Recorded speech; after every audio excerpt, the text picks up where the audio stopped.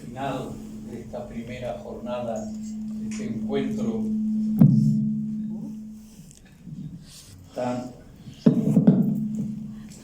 tan extraordinario por el que nos unimos, la Real Academia Europea de Doctores y nuestra Academia de Islas Menores, de Lanzarote y Fuerteventura, pero fuertemente implantada ya. Nuestros actos académicos pretendemos siempre que junto a la solemnidad tenga una manifestación clara de lo entrañable. Entonces procuramos unir estas dos características, solemnidad y carácter entrañable. En esta ocasión, el doctor Joaquín Ironela, pues va a ingresar en la Academia de Ciencias, Ingeniería y Humanidades de Lanzarote, lo que es un honor personal suyo y para nosotros, pero también otro elemento primordial de encuentro de nuestras dos academias. Le podemos dar la bienvenida antes de someterlo formalmente a la lectura y aprobación de su discurso, porque ha cumplido con todos los protocolos que de ordinario exigimos. Sin más preámbulos, que darte la bienvenida, ¿no? Y a la espera de que ratifiquemos tu aprobación, ¿no? Tienes la palabra. Muchísimas gracias. Muchísimas gracias, señor presidente. Y paso seguidamente a la lectura de esta conferencia de entrada como académico correspondiente. El título es Biología cuántica, la frontera sin límites. Es un breve ensayo, como aquí pone, a la aproximación de la toma de decisiones complejas conscientes.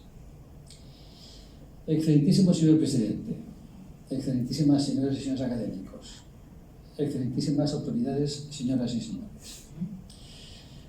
Permítanme unas sinceras palabras de introducción, de afecto y reconocimiento en este solemne acto académico en el que tengo el privilegio de participar para la Junta de Gobierno de la Academia de Ciencias, Ingenierías y Humanidades de Lanzarote, por considerar favorable mi ingreso en tan eminente academia como miembro correspondiente.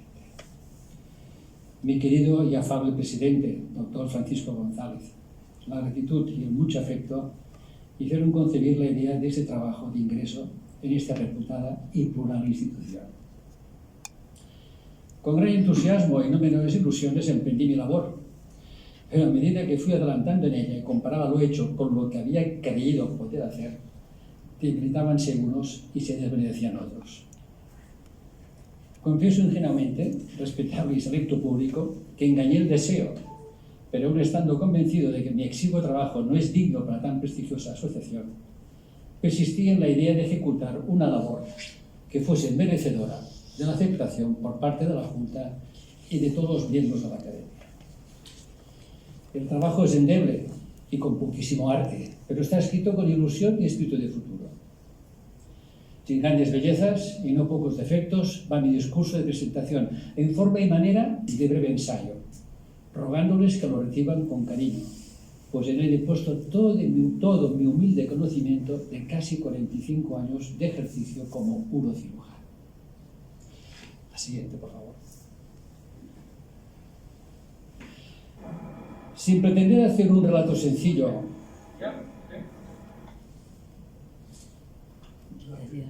anterior. Exacto. Sin pretender hacer un relato sencillo y reduccionista, han existido muchísimos científicos y pensadores que han cambiado la historia con sus conceptos y teorías, cuestionándolo todo. Básicamente sujetos formalistas, capaces de crear una realidad para él o una realidad para sí. Al padre de la filosofía moderna, René Descartes, le cabe el mérito de romper con algunos moldes intelectuales teóricos, desarmando a su vez el sentido común del momento, que se establecía como algo inmutable y previamente dado. Si el sentido común es la capacidad de tomar decisiones basándose en la experiencia y la intuición, la palabra incertidumbre sería la falta de certeza ante una determinada situación. expresión que ha cobrado un relevante interés desde la última pandemia, la COVID-19, que se llevó por delante la vida de muchas personas. Ambos conceptos, sentido común e incerteza, están relacionados clínicamente al generar en nuestro cerebro ansiedad y angustia, al compartir ambos situaciones en donde la información incompleta o ambigua no se puede deconstruir. Son numerosos los autores que afrontan la incertidumbre como un grado de desconocimiento y de falsa certeza, entre ellos Unamuno. Si aceptamos como precepto de incertidumbre lo que carece de conocimiento seguro y claro de algo, la medicina y la cirugía son unas ciencias que responden de pleno a esta definición que conlleva la posibilidad de errar. Podríamos añadir, sin temor alguno, que la incertidumbre agita profundamente nuestro estado de ánimo al no encontrar el bálsamo liberador de la verdad. Una realidad psíquica en la actualidad posmoderna o modernidad tardía, que para muchos pensadores actuales se ha extinguido, en la que el individuo se autointerpreta con una clara apuesta al progreso mundial, a la fragmentación, a la pluralidad de significados, pero descartando de oficio la conciencia de una verdad absoluta. En este caso, la pintura de Dalí y de Picasso demuestra claramente las dos formas distintas de ver el mundo. Es este un cambio de cosmovisión que surge a mediados del siglo XX, en el que se adopta el método crítico, el relativismo cultural, la difuminación de los límites y el escepticismo radical sobre la posibilidad de una verdad y un conocimiento objetivos. Esta nueva forma de interpretar la realidad incluye los límites entre lo objetivo y lo subjetivo, la verdad y la creencia, entre la sexualidad y el género, entre la salud y la enfermedad. De hecho, los teóricos posmodernos han complicado y problematizado adrede todas las categorías socialmente significativas con el fin de negarles cualquier tipo de validez objetiva. Es más, para algunos filósofos, para algunos pensadores como ellos, Lyotard, temían que la ciencia y la tecnología fueran solo un juego del lenguaje, una forma de legitimar aserciones de verdad. El posmodernismo era o es el escepticismo desarrollado más extremo y utilizado sin complejos. Es la decadencia de la imaginación radical. Es la herramienta estratégica para una nueva visión agnóstica del mundo. La principal conclusión que se desprende es que el escepticismo posmoderno no es una incredulidad común y corriente, que podríamos denominar duda metódica o razonable, que por otro lado es el requerimiento obligado de cualquier indagación y que sería el tipo de escepticismo empleado en la ciencia científica en busca de un significado. Pero no. Para el hipermoderno, el pensamiento científico no es particularmente fiable hoy en día, ni riguroso a la hora de determinar la verdad, y lo que no lo es.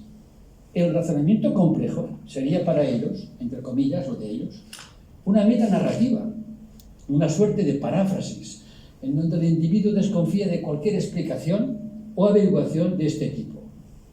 La verdad nunca es bien recibida para quien busca comunicarse con franqueza. Prevalece la naturaleza sintiente. Matrix, en general, se alimenta hoy en día fundamentalmente de los átomos del deseo, no de la razón. Prevalece hoy en día el deseo, no la razón. El filósofo neopragmático Richard Rorty exhibe un rechazo al conocimiento como fuente de autenticidad al escribir: hay que distinguir entre la afirmación de que el mundo está ahí fuera y la afirmación de que la verdad está ahí fuera. Para este pensador americano, nuestros sentidos en particular influyen en nuestra forma de ver el mundo. Somos el resultado de sus impresiones. Desarrollo. Pero la idea de muchas voces y una sola visión ya no basta para la posmodernidad. No hay verdades. El mundo, la naturaleza, no se contemplan como antaño.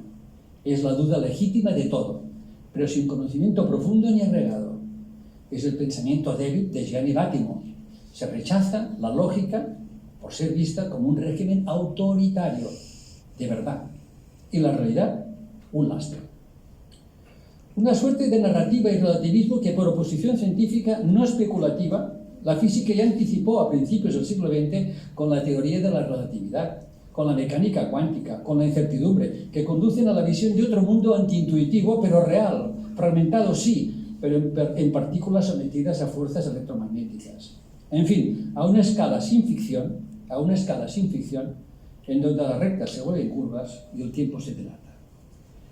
Es aquí, en estos nuevos paradigmas, donde las ciencias basadas en evidencias y hechos verificados, como la biomedicina, se ven confrontadas ante este nuevo espejo de la complejidad, que nos devuelve la imagen de una realidad presa de incertidumbre y de dudas sobre lo concreto.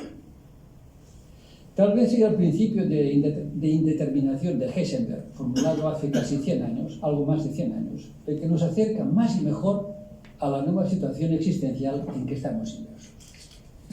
Es el principio clave de la mecánica cuántica, la rama de la física que estudia el comportamiento de la materia cuando las dimensiones de esas son extremadamente pequeñas.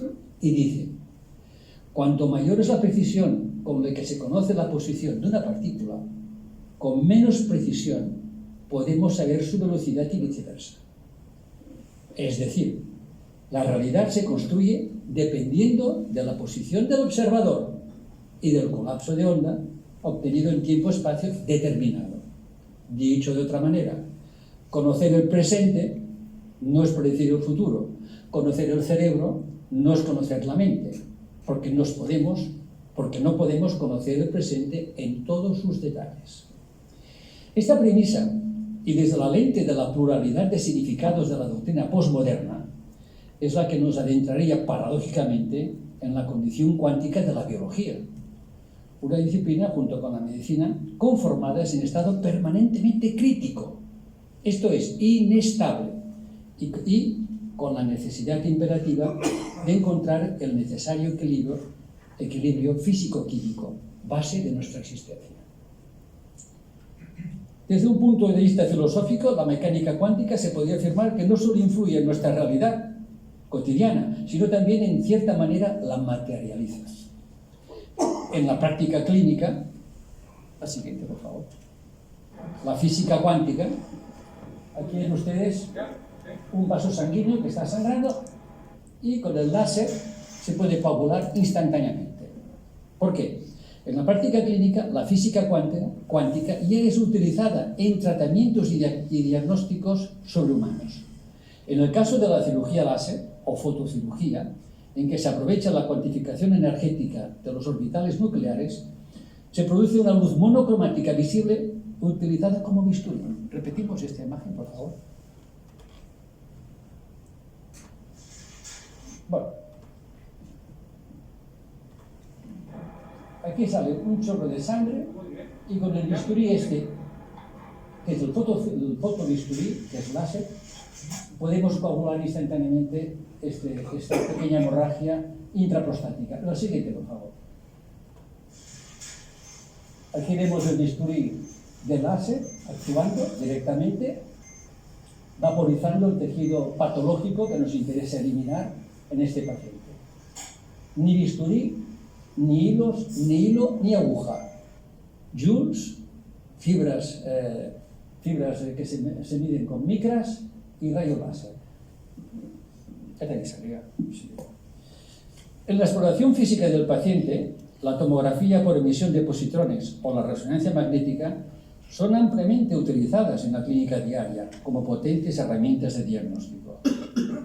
Un notable ejemplo de superposición coherente en biología cuántica, en procesos biológicos cotidianos, serían la fotosíntesis y la magnetorrecepción en las aves. En biomedicina cuántica fundamental, los ribocimas, moléculas de ácido ribonucleico con capacidad catalítica, son moléculas que pueden actuar como genes o como enzimas, formando un genoma autorreplicante en formato de protocélulas cuánticas. Sigue.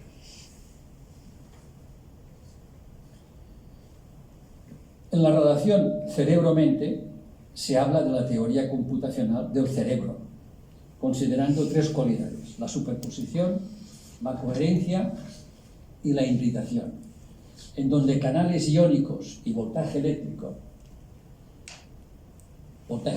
neurocelular podrían estar implicados en el proceso del discernimiento o de la conciencia. Ya entramos en territorio complicado. En su ontogénesis evolutiva, el cerebro del ser humano es el resultado de una situación compleja para la especie. Tendió el cerebro, a aumentar de volumen durante la evolución, sin disminuir sus zonas emocionales, como la amígdala, el cuerpo calloso, ni sus áreas instintivas, tálamo, hipotálamo, hipocampo, y por medio de su triple estructura y dos hemisferios, razón, intuición, permite, mientras se encuentra activo y efectivo, la acción de la mente como un efecto neuroeléctrico y químico a la vez. La relación entre conciencia y los misterios de la física cuántica es una materia sumamente atrayente, y son bastantes los trabajos en los últimos años donde se menciona el efecto cuántico en los sistemas biológicos. Es Roger Penrose, físico y matemático, el que va más allá y propone la tesis de que la ambigüedad de la conciencia no es un cómputo o productos algorítmicos, y que debe haber un ingrediente no computable como tal en la activación de la conciencia. Nuestra conciencia sería un elemento crucial de nuestra comprensión de ver la realidad de un argumento por estar convencidos de su valor. La siguiente, por favor. Entonces sería la neurona. En la interpretación material de nuestra comprensión, como un fenómeno cuántico de nuestra conciencia, Roger Penrose y el médico anestesiólogo Stuart Hameroff desarrollaron la potencialidad virtual de las tubulinas. La siguiente, por favor. Desarrollaron la potencialidad virtual de las tubulinas en el citoesqueleto neuronal, es decir, de la neurona, la célula del cerebro, como el escenario de los estados cuánticos, saltando así de la filosofía a la biofísica, para intentar explicar este estado inmaterial que nos hace ser y que se llama conciencia. Entonces, esas flechas marcan esas tubulinas, que son estructuras, que ahora veremos con más detalle, que para estos dos personajes, un físico matemático y un anestesiólogo, dentro de esas estructuras podría explicarse la aparición, en teoría, de la conciencia humana.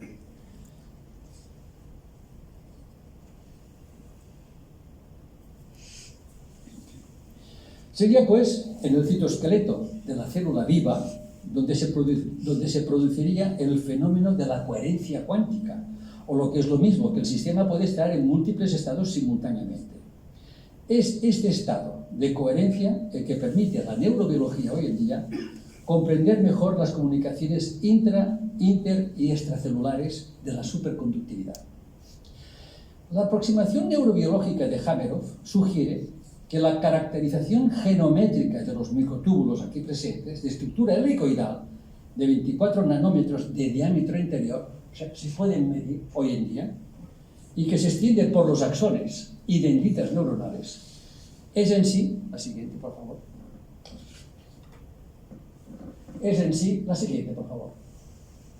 es en sí una proteína polimérica constituida por dos subunidades proteicas o dímeros denominadas tubulinas, 10 a la 7 por cada neurona, 10 a la 7 tubulinas por cada neurona, por una sola neurona, que con su diferente polarización eléctrica actuarían como guías para los fotones y como procesadores de información holográfica.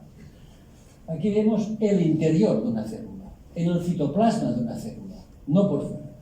Lo azul serían las membranas, una mitocondria, una mitocondria, que es la unidad que produce energía en la célula. Eso sería el citoesqueleto. Y aquí tenemos las tubulinas, con este diámetro de 24 nanómetros, que es poquísimo.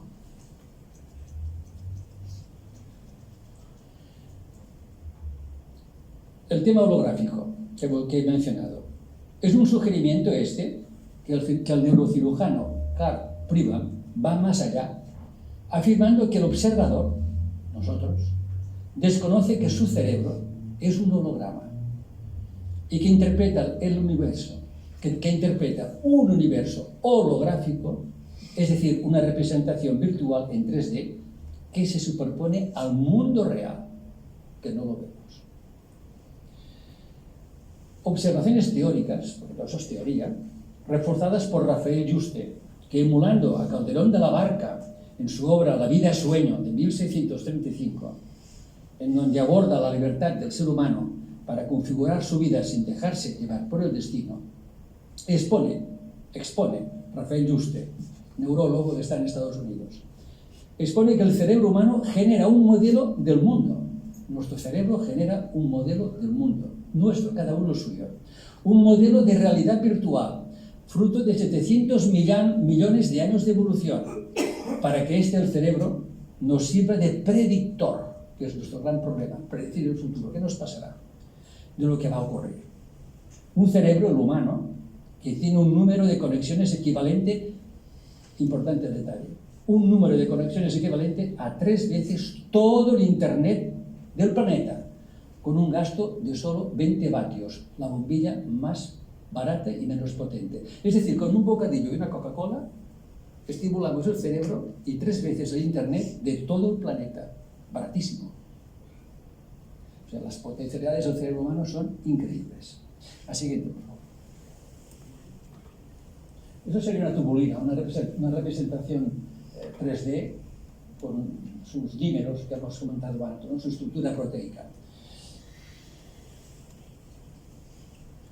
En fin, un acto neuromotor, supuestamente tan sencillo como mover un dedo, articular una palabra con las cuerdas vocales, o realizar un acto tan consciente y complejo como la micción, hacen que 10 a la 7 tubulinas por cada neurona, multiplicadas por 10 a las 10 neuronas que hay en cada cerebro, den un total de 10 a las 70 tubulinas, actuando sincrónicamente en el cerebro.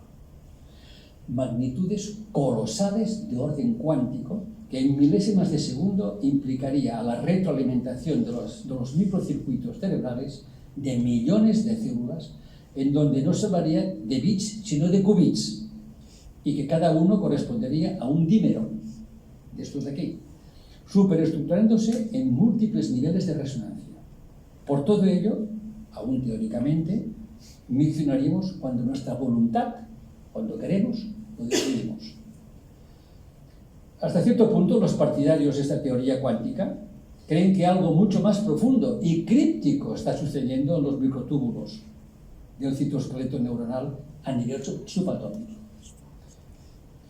Fisiológicamente, nuestra realidad cotidiana.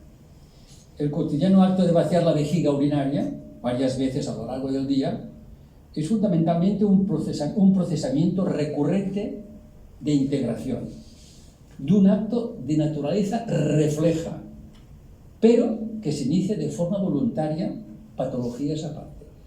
Cuando sentimos ganas de ir a orinar, se inicia un reflejo automáticamente, pero luego nuestra voluntad lo controla, lo transforma en un acto voluntario, no reflejo. Complejísimo a nivel cuántico y a nivel computacional en el cerebro. Con esta aparente sencilla decisión-acción de orinar, eliminamos al exterior a través de la orina, como elemento vinculador, una serie de metabolitos tóxicos, sales, fosfatos, nitrógenos, diluidos en agua, que nuestro organismo precisa imperiosamente desechar. La vejiga urinaria y su función constituyen la siguiente, por favor. Esto sería el holograma, la siguiente. Va. Entramos ya en el terreno urológico. La vejiga urinaria y su función constituyen una singularidad como fenómeno vital. Básica y anatómicamente, su función es de almacenaje de la producción de orina proveniente de los riñones. Su posterior vaciado se produce en base a unas señales que la vejiga, enviará al cerebro para que éste discrimine el momento idóneo de su evacuación. Reflexionen bien, decidimos el momento de evacuar una víscera, en este caso la víscera urinaria.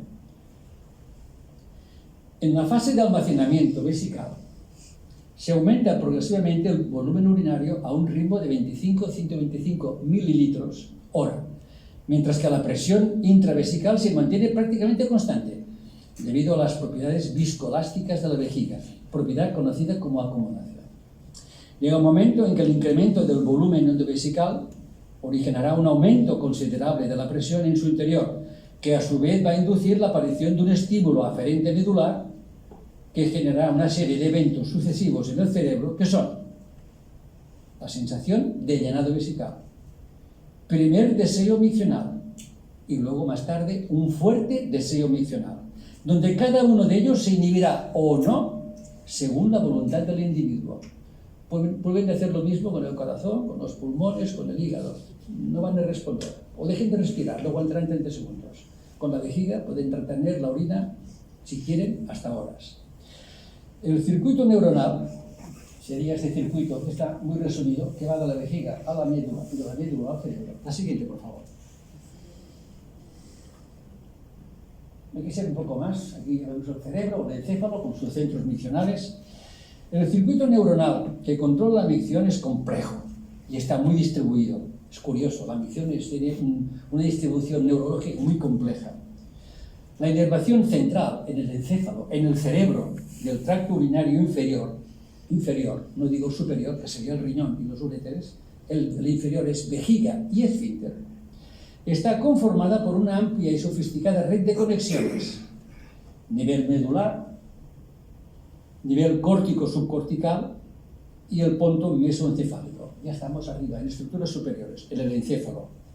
En el cerebro, en esta zona, está localizada la región M, aquí arriba de todo, en la corteza cerebral prácticamente, o centro de Barrington.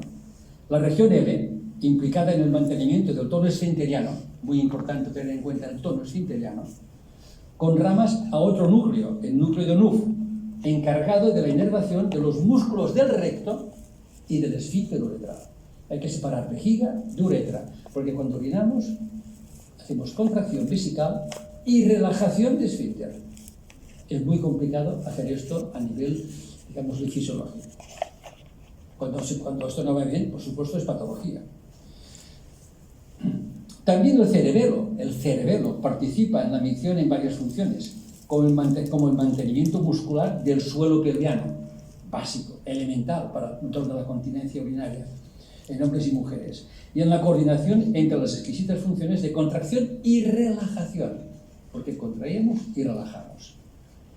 Aunque no lo parezca, lo hacemos cada vez. Cuando no orinamos, tenemos siempre el esfínter contraído, cerrado, y no somos conscientes de ellos. Cuando hemos de orinar, hemos de relajarnos. Aunque no lo queramos, durante unas décimas de segundo conseguimos un estado de relajación tal que relajas el esfínter que lleva horas contraído. Pero hay que relajarse. Y es una cosa que hacemos casi inconscientemente. Pero está todo en esos circuitos neuronales. Los ganglios basales, más complicación. Núcleo caudado, núcleo rojo, putamen, globo pálido y sustancia negra realizan una modulación inhibitoria del reflejo. O sea, nos inhiben el reflejo miccional, básica para nuestras relaciones sociales. Imagínense que no tuviésemos control de la micción, que fuese como a veces para defecar, o tengo un problema. Socialmente nuestra vida sería imposible de realizar. El tálamo, hipotálamo y sistema límbico, integradores y funciones cerebrales complejas, también participan en el control de la micción, seguramente actuando como moduladores de la transmisión. Y finalmente, la corteza cerebral, la parte más noble de nuestro cerebro, con la participación del lóbulo frontal y la rodilla del cuerpo calloso, participan también en la contracción vesical, probablemente con un efecto inhibidor añadido, a más. Arriba de todo, en esta parte sería la corteza y el lóbulo frontal. Así pues, vemos que la inervación central del aparato urinario inferior, no superior, riñones, que es mucho más simple, aunque el riñón es una pieza fundamental junto con el corazón y con el cerebro, está representada por una amplia red de conexiones que se superponen en diferentes momentos en relación con algo, y no todas bien conocidas, de cuya integridad depende la correcta coordinación de la contracción vesical y la relajación esfinteriana de forma sincrónica. Lo hacemos cada vez. Vamos a orinar sincrónicamente, contracción y relajación. No somos conscientes de ellos. Sorprendentemente, vemos que la micción es una decisión compleja a nivel biológico y a la vez perfectamente coordinada por diferentes nodos computacionales en línea. Todo un reto biológico evolutivo, en que el control voluntario de la evacuación vesical se interpone entre la sensación, que no es lo mismo que tener la sensación. Son dos cosas muy diferentes y que nuestro cerebro discrimina entre sensación o tener la sensación. Y la decisión, separo decisión de sensación. A nivel de la conciencia se tiene la sensación, que no es lo mismo que la sensación. Se tiene, hay el verbo tener, verbo transitivo, se tiene la sensación, que no la sensación. Ahora voy a entrar en terreno un poco, no digo complejo ni mucho menos, pero difícil de entender a la primera. Voy a tratar de ser muy claro y a cada palabra que yo crea que falta un poco de comprensión, haré un poco de definición para que todos nos entendamos. Para el filósofo Javier Zubiri, la siguiente, por favor. Vejiga, cerebro, esto sería el desemboco aquí en los uréteres que vienen del riñón. La siguiente, por favor. La complejidad que pueden tener ustedes entre la vejiga urinaria con la médula y todos los canales nerviosos que se van hacia arriba, hacia el cerebro. Es una gran complejidad. Algunas veces en cirugía urológica hacemos neurotomías de esta zona para relajar la vejiga urinaria, porque es patológica. O sea que muchas veces hay que hacer una especie de neurourología, una neurocirugía a nivel vesical para relajar patologías vesicales que son de gran poder de contracción y que te hacen incompatible llevar una vida normal con la sociedad. La siguiente, por favor.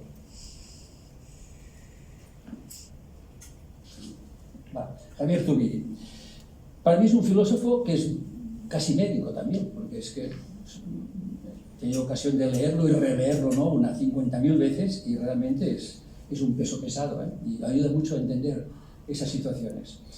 Para Javier Zubiri, intelección, que quiere decir entender, y sensación, que quiere decir experimentar, serían dos formas distintas, en buena parte opuestas, intelección y sensación. Dos facultades distintas y una facultad se descubre en sus actos. A su vez, inteligir, que es entender, como el sentir, que es experimentar, son distintas maneras de darse cuenta de las cosas. Dos modos de conciencia, en que la sensación, el sentir, piensen en el deseo miccional, es substantivada en darse cuenta, de sustantivo, el que designa el género, de algo externo al sujeto y que no es algo de mi experiencia. Para Zubiri, en su inteligencia sentiente, la conciencia no tiene sustanciación alguna y, por tanto, no es algo que pueda ejecutar actos. Conciencia no es sino la sustantivación de sustantivo de darse cuenta mismo, pero lo único que tenemos como hecho no es el darse cuenta o la conciencia, sino los actos conscientes de índole muy diversa. Pregunta: ¿sería pues la micción o el movimiento intencionado de un dedo actos de descodificación de nuestra conciencia? Es una pregunta que me hago y que traslado. Otra pregunta: ¿la conciencia y el objeto contenido en ello son dos cosas distintas? Repito, ¿la conciencia y el objeto contenido en ello son dos cosas distintas? En nuestro caso se puede inferir que el deseo miccional es determinante para la autoconciencia. Tengo ganas de orinar, es que soy súper consciente, o voy a orinar o tendré un problema, me puedo inhibir un ratito, pero según mi deseo, si es muy potente, no me aguantaré mucho rato. Pero consigo poder frenarlo, pero soy autoconsciente.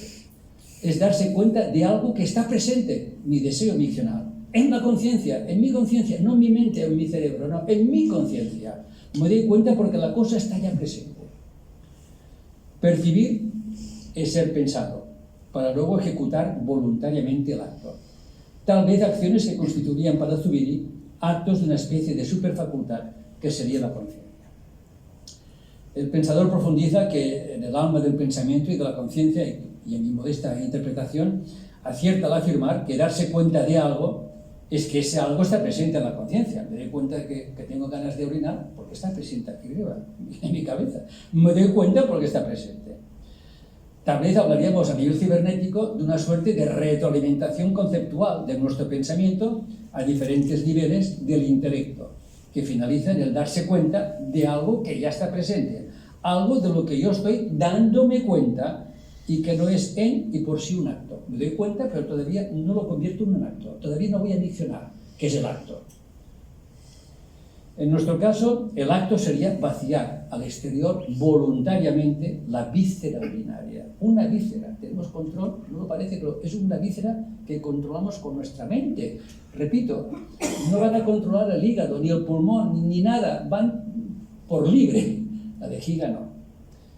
La decisión última de un presente que ha sido y que se desvanece en nuestra conciencia con la decisión de expulsión periódica de este ultrafiltrado proveniente de los riñones. Hasta aquí, señor presidente, es todo lo que los demás han dicho, y si se me permite la licencia intelectual y actuando como académico electo de esta respetable y noble academia, es decir, como actor pensante, se puede afirmar que la ficción es un acto puro, volitivo, de nuestra voluntad y que nuestra conciencia decide convertir el deseo, en una contracción muscular, voluntaria, de la vejiga urinaria. Por consiguiente, el vertido vesical al exterior sería un fenómeno expresado desde la conciencia. Orinamos desde la conciencia. Por el entendimiento individual, una acción de nuestra objetividad y al mismo tiempo objetivable. Así pues, se puede colegir que la decisión de realizar el acto miccional periódicamente es un actualismo por parte del yo, de un yo que toma conciencia de sí y produce el acto de miccionar.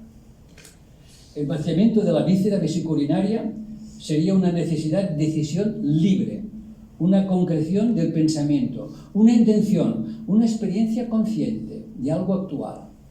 La percepción de la vejiga urinaria llena, de su traslación a deseo miccional y finalmente su paso a decisión libre de extrínseco a intrínseco o de inteligencia sentiente. Trasladándolo al lenguaje kantiano, el deseo consciente de vaciar la vejiga podría ser interpretado como una apercepción, es decir, tomar conciencia del yo pienso, que produce la unidad en lo múltiple de las impresiones sensibles. Y aquí es donde yo creo que Kant es como un medio neurólogo, que produce la unidad en lo múltiple. Creo que hay, ni lo sabemos los urólogos, no sé si hay 10 o 12 centros miccionales que se han de coordinar todos al mismo tiempo. Es esta unidad en lo múltiple que él menciona. Es decir, no solo se percibe, sino que es percibible que se percibe. Es la autoconciencia o apercepción. Para ir acercándonos al final de esta exposición y aplicando la lógica inversa, deberíamos preguntarnos, ¿tiene sentido buscar una localización del pensamiento? Si aceptamos que el acto de evacuar la vejiga regularmente es un acto consciente, habría que tener en cuenta la dimensión física del flujo de información entre los diferentes centros o nodos miccionales que hemos mencionado aquí, que hemos expuesto, y en donde se tardarían unos 500 milisegundos, o sea, medio segundo en su transmisión eléctrica o neuroeléctrica. Por lo tanto, la instantaneidad cuántica no ocurriría en nuestra mente antes de orinar, pues la decisión de realizar la evacuación visceral implica necesariamente la activación previa electroquímica de las redes neuronales y esta sería determinante para la obtención a posteriori de la autoconciencia. Conclusión y reflexión. Si se me permite, yo diría más reflexión que conclusión. Me salta una página. Biológicamente, en el presente, hoy en día, vivimos en un mundo tridimensional, donde la neurología sigue afirmando que la sinapsis y los patrones de transmisión de impulsos actúan como un efecto llave en las decisiones complejas que decidimos tomar y que en su interpretación, hoy en día, tanto la biología tradicional como la física clásica aún no están agotadas.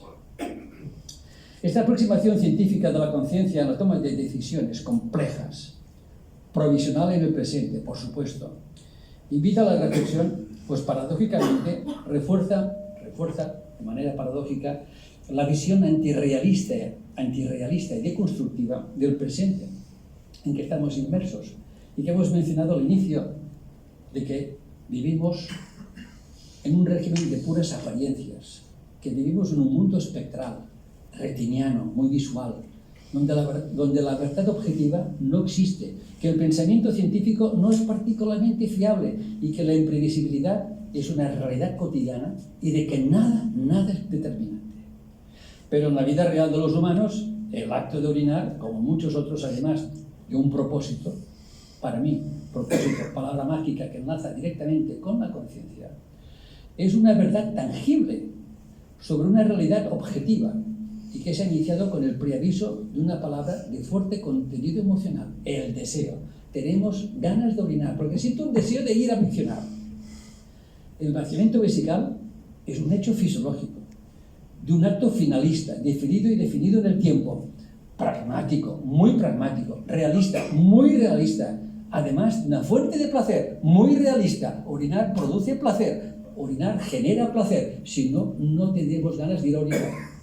La naturaleza nos ha dado este placer de orinar, necesario para nuestra existencia.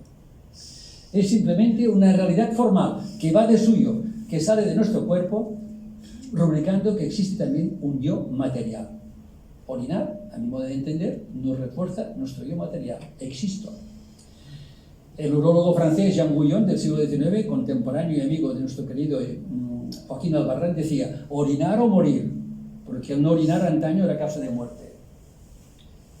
Aceptando que la descarga electroquímica es el detonante fisiológico de un fuera de mí, pero en sí, orinar es un fuera de mí, pero en sí, está clara que la relación íntima entre la decisión libre de miccionar o su inhibición, mis ganas de frenar, constituyen un acto sumamente complejo y consciente que traspasa para mí, todos los límites de la comprensión.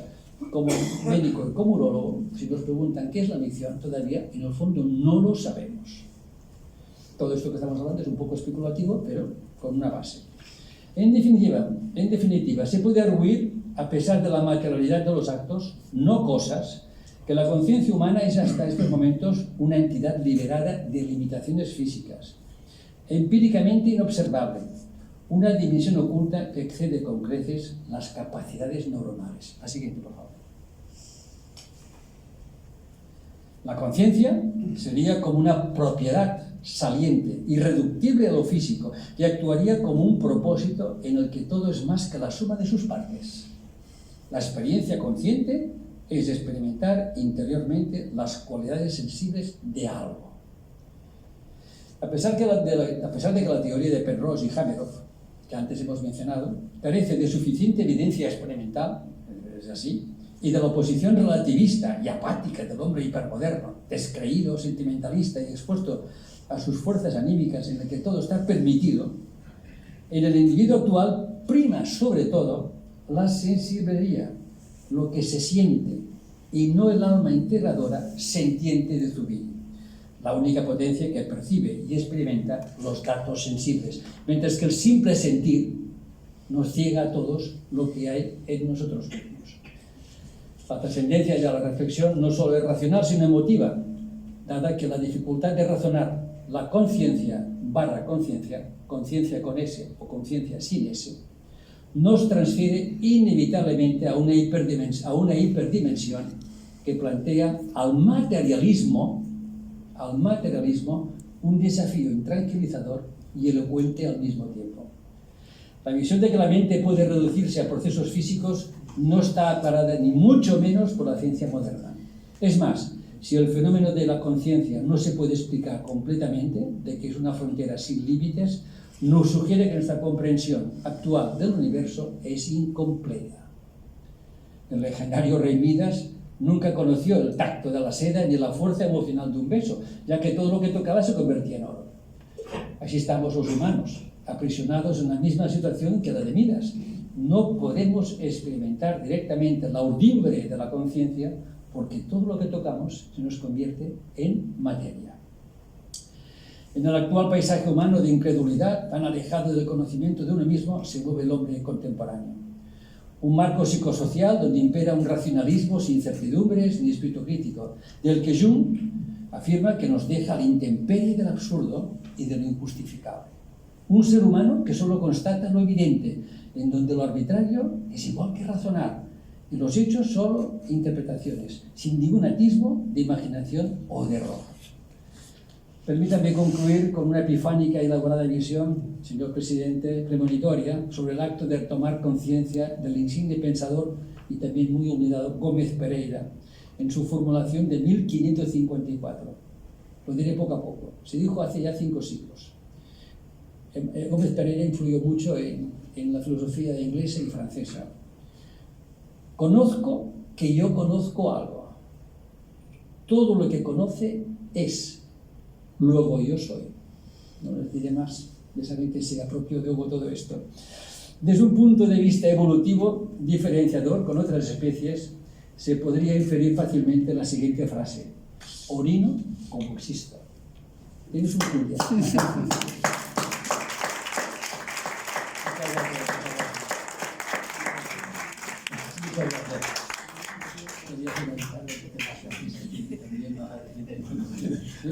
Ya está.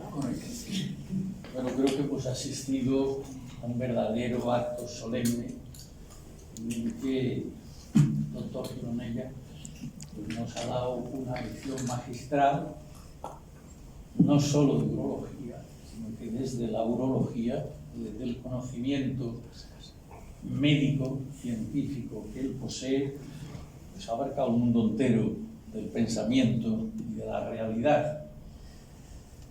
Yo no voy a hablar nada sobre lo que él sabe tanto y yo nada.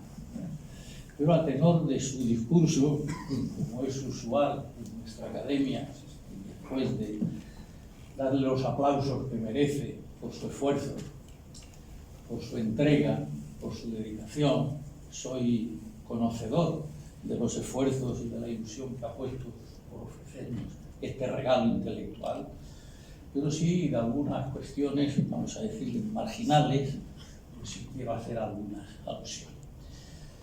Primera, no sé si ustedes se han dado cuenta que ha puesto el énfasis en la incertidumbre y la contraprestación filosófica acerca de la verdad. Se movía en el ámbito de la filosofía. Pero cuando ha llegado a pronunciar la física cuántica o la mecánica cuántica, se ha olvidado de la incertidumbre. Y él mismo en su discurso ha hablado de indeterminación. Es importante conocer lo que nuestra física dice y separa de esas dos expresiones. Normalmente, en las cátedras de física, pues explicamos la concepción de la incertidumbre, el no sé qué sucederá, que a fin de cuentas es poco, es una versión muy débil, a está indeterminado lo que pueda suceder. El principio de indeterminación de Heisenberg, al que lo ha descrito maravillosamente, es esto a lo que nos hace ver. La revolución radical de la física clásica, que no solo era continuista en sus magnitudes, sino que era determinista. Dado esta causa, se producirá necesariamente este efecto.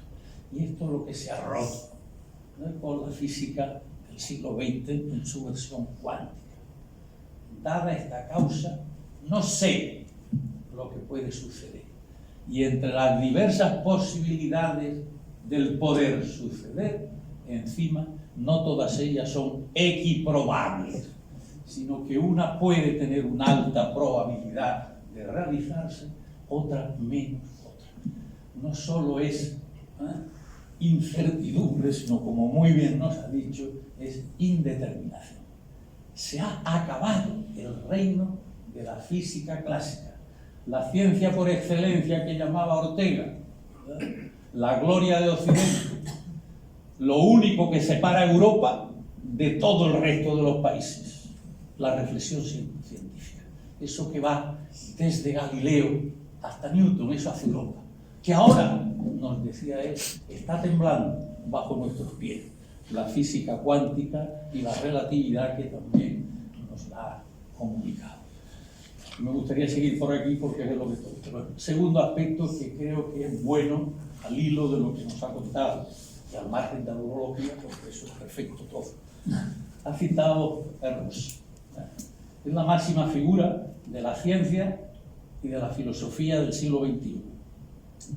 Su camino a la realidad esa que has dejado ahí poco menos que en nebulosa, aunque te has metido con mi queridísimo Zubiri, la realidad, la realidad.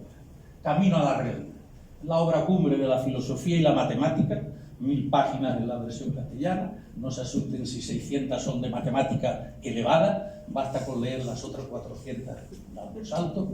Esa es la máxima expresión de la filosofía del siglo XXI por uno de los grandes sabios de la relatividad y de la cuántica en el ámbito de la física. Impresionante. Pero sí, en el año 5 nos regaló su camino a la realidad, en el 19 nos ha regalado fe, moda y utopía. Las críticas más feroces que pueden hacerse a los distintos ámbitos de la física desde la mayor cabeza y el mayor potencial que hay hoy. Lean ustedes, camino a la realidad, como os he dicho, es difícil, pero es que fe, los físicos y todo el mundo están locos, creen. Moda, todo se resuelve con la física cuántica. Y oye uno cada tontería queriendo utilizar los principios, los recovecos, las dificultades de la cuántica para aplicar todo. Y utopía, vamos conociendo todo lo que estamos conociendo, más lo poco que nos va a quedar. Eso creemos en la física. Los problemas de la física son mucho mayores que los de la ufología, porque están en lo fundamental, Bueno, y nos ha citado también a Zubiri. ¿Qué les voy a decir? Sí, no tengo duda que sabes lo bastante que me he dedicado a Zubiri. No tengo más remedio que, porque el libro está agotado, y es de los que no pueden hacerse porque no. Lo difundió el Instituto de España, La física del siglo XX es la metafísica de Zubiri. 5 lecciones, un libro que, por lo menos para físicos, deben situarlo. Pero sí nos ha situado en el que ha sido la gloria final, visto por él, por el propio Javier Zubiri, que es inteligencia sentiente. La inteligencia sentiente la escribe Zubiri en 3 volúmenes, prácticamente en los 3 años antes de fallecer. Y con esa obra encuadernada en blanco fue al Papa a llevárselo y también a sus majestades los reyes. Poco antes de que estableciéramos en el año 82 el Premio Nacional de Investigación Científica y le exigiéramos al ministro entonces, Federico Mayor. Aquí nos han hablado hoy maravillosamente de cómo lograron que casi paisano mío, José Canaleja, aprobara los cabildos. Bueno, pues para que efectivamente estuviera esa función de ante la realidad con el cerebro, que nos ha dicho muy bien su distinción, cerebro, mente, conciencia, si no hay algún otro elemento más que poner entre la mente, la conciencia y después de la conciencia, esa maravilla, con la expresión zubiriana de inteligencia sentiente, a la que se ha referido, o sentición inteligente. En esa maravilla que nos ha explicado entre el conocimiento intelectivo y la acción, el deseo, el hecho. De maravilla. Bueno, pues yo creo que no solo con el aprobado general, sino con el más que cum laude, podemos pasar esta magna lección de urología con todas estas salidas hacia lo más grato y lo más importante de la filosofía de los últimos años.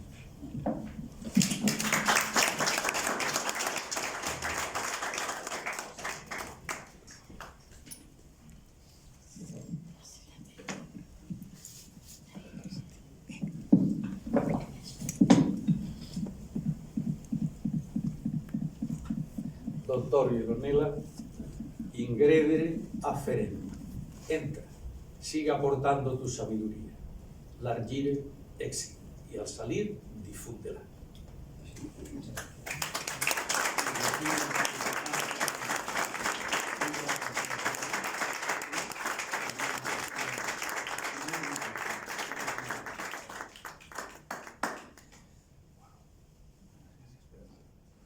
nuestro común presidente va a hacer en esta ocasión de secretario de la Academia de Ciencias, Ingeniería y Humanidades. Entonces voy a leerlo. La Academia de Ciencias, Ingenierías y Humanidades de Lanzarote, en reconocimiento de los relevantes méritos médicos, profesionales y culturales que concurren en el doctor don Joaquín Gironella Coll, lo integra entre sus miembros con la condición de académico correspondiente en Barcelona, firmado en Corralejo, Fuerteventura, el 31 de octubre de 2024 con la firma del señor presidente.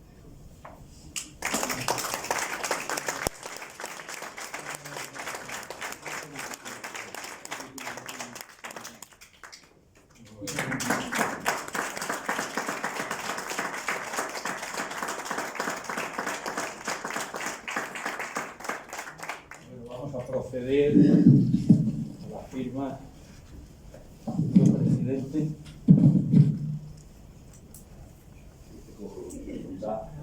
Da fe.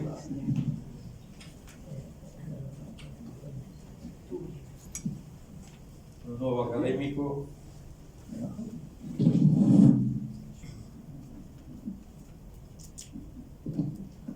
Damos el visto bueno.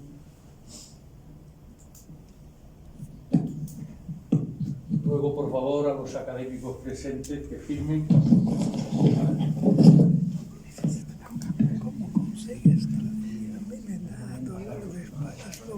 sí, ¿cómo puedes estar? Vale. Venga, pasar entonces, ir pasando. Venga. Vamos a firmar. Sí, no, estoy vigilando.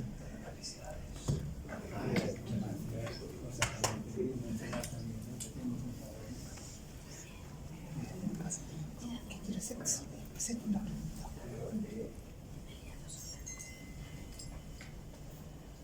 Es un sabio. Si tenía cuando estaban poniendo la medalla. Sí. Bueno, he estado por aquí, no de frente, he estado por aquí, pero sí la tengo. Vale. Ahora se la paso.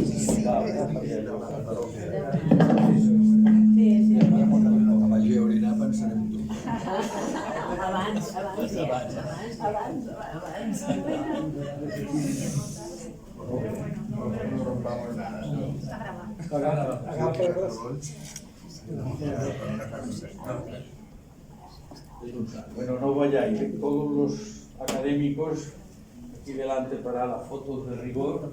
Y además yo tengo que hacer después aviso parroquial. Venga, pero ahora vamos a dar las fotos.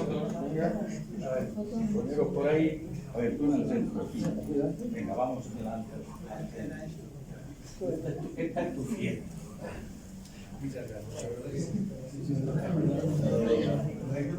Un poco para atrás. Espera, pero porque no puedo. Ahí no se os ve. ¿Están filmando?